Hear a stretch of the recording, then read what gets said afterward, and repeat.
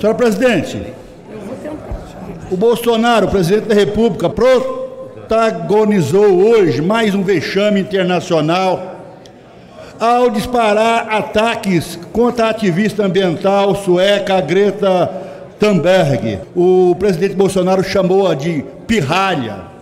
O que aconteceu, senhora presidente?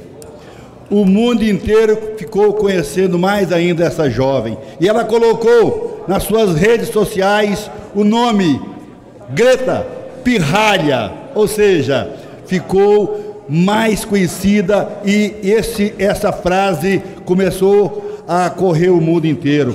Na verdade, essa jovem sempre foi uma defensora do meio ambiente, senhora presidente.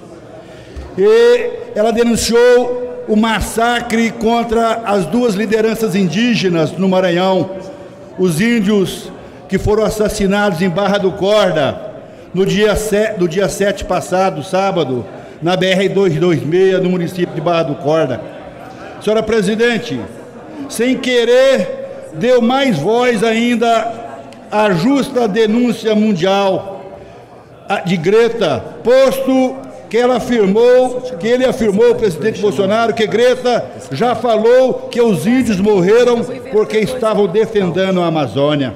É impressionante, senhora presidente, que a imprensa, ao dar espaço para o Bolsonaro, fez com que o nome pirralha passou a ser reconhecidamente como uma palavra de ordem no mundo inteiro. Portanto, senhora presidente, a jovem antenada e muito espirituosa respondeu com ironia da juventude e mudou sua biografia do Twitter para pirralha, fazendo ecoar os ataques. Senhora presidente, o presidente Bolsonaro tem que respeitar os índios desse Brasil. O que está acontecendo com os nossos indígenas lá no Maranhão, os índios Guajajaras moram perto de Araguaína, da minha região do Tocantins, e eles já estão sendo ameaçados há muito tempo, senhora presidente, por madeireiros, por plantadores de soja, tornando os índios Guajajaras inimigo do meio ambiente, que eles dizem que os índios lá é que colocam fogo na floresta. Na verdade, senhora presidente, lá no Maranhão, os índios têm que ser protegidos. E a maioria das lideranças indígenas que foram assassinadas já tinham notícias espalhadas no Brasil inteiro de que existiam ameaças contra aquelas lideranças indígenas. Portanto, senhora presidente, o presidente Bolsonaro agora, com o ataque à jovem Greta Thunberg, que denunciou o massacre contra os índios, contra as mortes dos índios lá no Maranhão, chamando-a de pirralha, fez com que esse assunto tornasse notícias no Twitter do mundo inteiro.